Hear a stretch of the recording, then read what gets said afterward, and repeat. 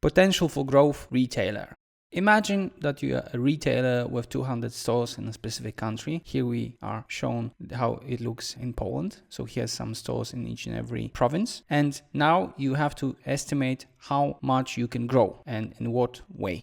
So as previously, please use pen and paper or pencil and paper in order to solve the case. And once you are done with this, move to the next lecture where we're gonna show you the solution. Let's see how you could find the potential for growth for the retailer using approach I'm gonna show you. So as we said, you have to decide on number of stores to be open in each and every province. We have already some being open, and now we have to decide how we're gonna approach this subject and where and how many shops we will open. So first of all, you have to define what the growth means. So growth usually could mean two things. One is basically building new stores, but it can also mean growing like for like. So in this case, we'll be growing the sales in existing stores. So when he's talking about growth, you have to establish whether he's talking about opening new stores or growing like for like.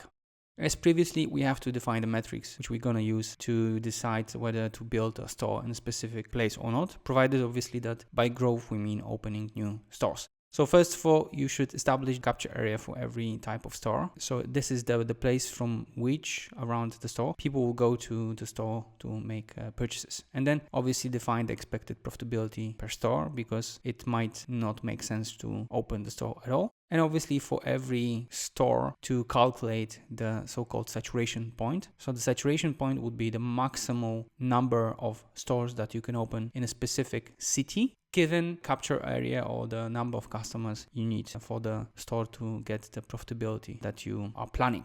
I'm going to show you in a minute how to do it in details. So once you somehow establish this, you obviously have to again talk about the strategic goals, because it might make sense to open a store which is not profitable, because the strategy is basically to kill the competition. So the first question is the retailer willing to sacrifice profitability just to capture more market share? Then what market share he aims at, because again, you might be adding stores not to get profitability, but to get market share and maybe sell the company or kill the competition. And the third thing which you should answer yourself when you're defining the strategic goals is what are the limitations of the retailer in terms of capex. So you might think that something is a good idea to open because it's profitable or because strategically speaking it makes sense. Still, you might not have the money to invest in it. So then you basically don't do it. So once we've got those three things, we should define the next steps. So obviously the first one is getting the data on the number of stores per city, population per city, and data needed to calculate the saturation point. So in this case, we are talking about the minimal number of customers per store or the catchment area, which is actually the same. The second step is basically calculating the saturation point per every city, then comparing the current number of shops with the saturation point, and obviously on the basis of this and the strategic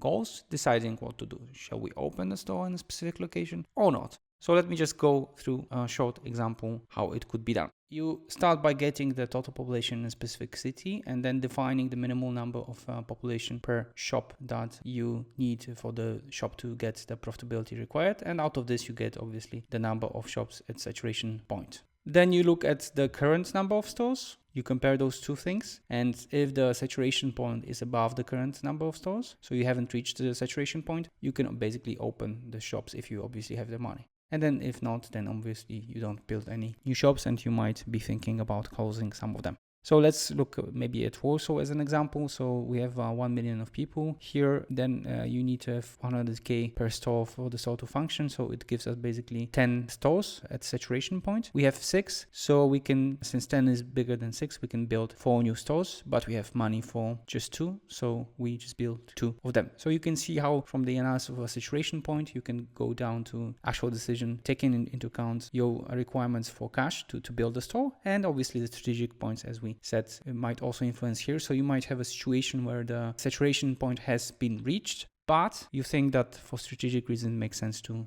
build it. So then obviously you would not look at the saturation point, just at the capex. So at the end, you should have something like this. So comparison of current with a targeted number, and then on the basis of this, decide in each and every region how many stores you should open. So here we can see that we are opening, but here, for example, then we have reached and in Krakow the saturation point, so we are not opening stores here.